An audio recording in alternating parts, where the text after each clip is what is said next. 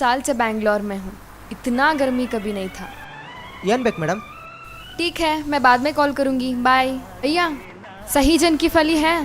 ಹಾಂ ಹಾಂ, ಹೀಗೆ ನೇರ ಹೋಗಿ ಬಲಕ್ಕೆ ತಿರುಗಿ ಮೇಲಕ್ಕೆ ಹತ್ತಿ ಕೆಳಗಿಳಿರಿ, ಎಡಗಡೆಗೆ 2ನೇ ರಸ್ತೆ, ಅದೇ ಶಾಜಾನ್ ಗಲ್ಲಿ.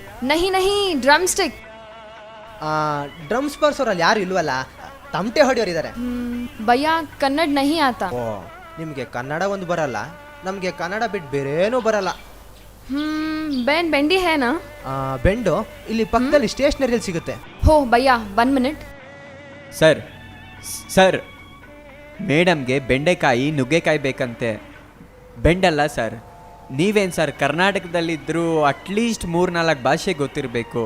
ನೀವು ಬರೀ ಕನ್ನಡ ಮಾತ್ರ ಕಲ್ತಿದ್ದೀರಲ್ವಾ? ಅಲ್ಲ ಸರ್, ಇಲ್ಲೇ ಹುಟ್ಟಿ ಇಲ್ಲೇ ಬೆಳೆದು ಇಲ್ಲೇ ಸಾಯೋ ನಾವು ಬದುಕಕ್ಕೆ ಮಿನಿಮಮ್ 3-4 ಭಾಷೆ ಕಲಿಬೇಕು ಅಂತಾದರೆ ಎಲ್ಲೋ ಹುಟ್ಟಿ ಎಲ್ಲೋ ಬೆಳೆದು ಇಲ್ಲಿ ಬಂದು ಬದುಕಬೇಕಾದವರು ಕನ್ನಡ ಕಲಿಬಾರ್ದಾ?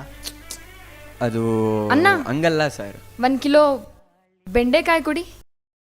ನೋಡಿದ್ರಾ ಸರ್, ನಾವು ನೀವು ಎಲ್ಲ ಸೇರಿ ಕರ್ನಾಟಕದಲ್ಲಿ ಕನ್ನಡ ಕಡ್ಡಾಯ ಮಾಡಬೇಕು, ಕನ್ನಡ ಅನಿವಾರ್ಯ ಅನ್ನೋ ಪರಿಸ್ಥಿತಿ ನಿರ್ಮಾಣ ಮಾಡಬೇಕು. ಆಗ ಎಲ್ಲರೂ ಕನ್ನಡ ಮಾತಾಡ್ತಾರೆ. ಕನ್ನಡವೇ ಸತ್ಯ ಅನ್ನೋದೇನೋ ನಿಜ, ಆದರೆ ಕನ್ನಡ ನಮ್ಮ ದಿನನಿತ್ಯದ ಬದುಕಿಗೆ ಅತ್ಯವಶ್ಯಕ ಆಗಬೇಕು. ಅದು ನಿಜವಾದ ಸತ್ಯಾವತಾರ ಅಂದರೆ.